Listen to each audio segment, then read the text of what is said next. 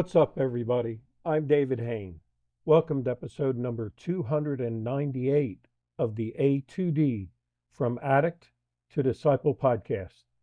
If you enjoy this podcast, please like, subscribe, follow, and share the link with your friends. If you'd like to get our curriculum, you can get the paperback or ebook of From Ashes to Destiny on Amazon. Today's episode is number 298, and it's entitled Weekend Warrior Park. On this walk through the park, we're going to look at weekend warriors and focus on alcoholics. And I'll be walking with 4 different friends in recovery from alcoholism. And they'll fit 4 categories that Weekend Warrior Park points out about alcoholics and giving a reaction to the category that fits them. Hope you enjoy it and can apply it to yourself as you walk along with us. Here we are at the beginning of the park, and it says, a weekend warrior is someone who engages in some activity only on the weekend, then goes back to their weekday lifestyle of work, school, family, whatever it might be. On this walk, we're going to, again, focus on warriors in alcohol addiction, as well as changing that around and take a look at how we can apply this to recovery for all of us. Okay, here we go down the path to the first category, and the sign says, people tend to categorize alcoholics into 4 categories. Number 1 are social drinkers. Let's see what my friend has to say about that. Who's my social drinker? David, I've got it. I started as a social drinker at parties on the weekend. Then I became a binge drinker every weekend. Now I drink nonstop, a constant binge. Well, if that's you, if you started as a social drinker, you can see this might be your story, that you just started partying on the weekend, but you were binging every weekend, and that turned into a constant binge. Let's go down to the second sign. And this says, our second category is conformist drinkers. Anybody fit that category? Yeah, David, I'll take that one. I was a conformist drinker. Going out on the weekends was not only socially acceptable, but my friends and family encouraged me to loosen up and to drink, to loosen up, to make more friends. So this became my way of fitting in. I found a way to conform with other friends that maybe I didn't have a good relationship with, but when I drank, everybody was my friend. Okay, so is that you? Did you start out in drinking to conform, to fit in, to make new friends, or to deepen your friendships with others? And, or maybe just to loosen up, as my friend said. And is this something that you fit in even with your family, because they're all maybe in that first category of social drinkers, and you became a conformist drinker at the encouragement of friends and families? The third category on the sign says thrill seekers. Did you start drinking as a thrill seeker? David, that's me. I still like to tell people I only drink at the party time of weekends, but the truth is Monday never comes. You see, I am the guy who drank seeking thrills, because when I drank, I would try more things. My risk level was higher, or I didn't care about taking risks. I didn't care about what I would get involved in, because I was there to party hardy, as they call it.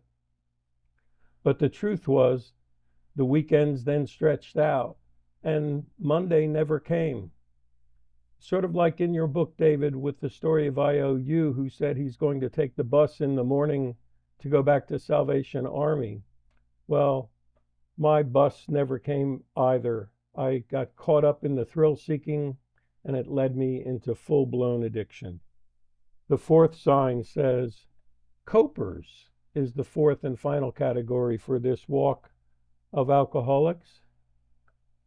And I guess that's you. Yep, David. I used to only drink on the weekends in the evenings. I was a weekend warrior, but honestly, I was drinking because it would relieve all the stress of the week. But addiction is a progressive disease. Now I drink every day, all day, and I'm struggling to find how to stop. So, is that you? Did you drink to cope? Did you drink to deal with your stress? And you would look forward to the weekends to just sort of let all the stress of your work and your life and your family slip out of your consciousness, a way to just numb all that stress. And you found yourself living for the weekend just to cope with life. Well, my challenge to any of you listening, and my challenge to the four of you walking with me, is that you can become a weekend warrior about your recovery. Some people become exercise or fitness weekend warriors in recovery. They go on park runs, go for a hike, play Saturday morning sports of all types, whether it's team sports or golf or whatever it might be. They use these weekend activities to refocus and refresh, and also to make new friends and stay connected with old friends. It's healthy. You sleep better, you reduce stress, and you stay connected. I think that's awesome. David, can I react to that? Sure.